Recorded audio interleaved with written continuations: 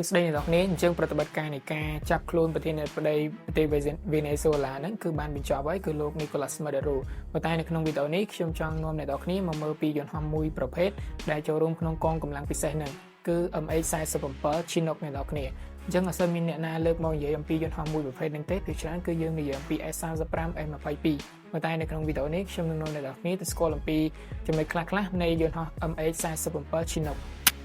MH47G គឺជាប្រភេទឧទ្ធម្ភាគម្យ៉ាងដែលប្រើប្រាស់ក្នុងកងកម្លាំងពិសេសរបស់សហរដ្ឋអាមេរិកគឺសម្រាប់ធ្វើបេសកកម្មណាដែលមិនអាចទៅរួចដោយសារតែវាមានលក្ខណៈពិសេសមួយចំនួនដូចខាងក្រោមលក្ខណៈពិសេសទី1គឺវាអាចចាក់សាំងនៅលើអាកាសបានអ្នកនរគ្នាអញ្ចឹងវាអាចប្រតិបត្តិការរយៈពេលយូរម៉ោងមិនចាំបាច់ចុះចាក់សាំងទេលក្ខណៈពិសេសទី2គឺវាបំពាក់ទៅដោយម៉ាស៊ីនចំនួន2 TA55GA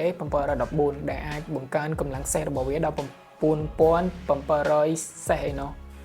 ហើយលក្ខណៈទី3គឺចំពោះល្បឿនរបស់វាគឺវាអាចរត់ក្នុងល្បឿន315គីឡូម៉ែត្រក្នុង1ម៉ោងលក្ខណៈពិសេសមួយទៀតគឺវាមានប្រព័ន្ធរ៉ាដាដែលអាចមើលធ្លុះពេលទីងងឹតឬក៏ពេលយប់ហ្នឹងហើយនឹងប្រព័ន្ធរ៉ាដាមួយដែលអាចមើលនៅពេលដែលចុះអាប់ពីរ៉ាដាវាក៏មានកាភ្លើងការពារខ្លួនរបស់វាដែរគឺកាភ្លើងយន្ត M134 ចំនួន2ដើមនៅផ្នែកខាងមុខហើយនឹង M240 នៅផ្នែកខាងក្រោយចំនួន1ដើមជាពិសេសវាក៏មាន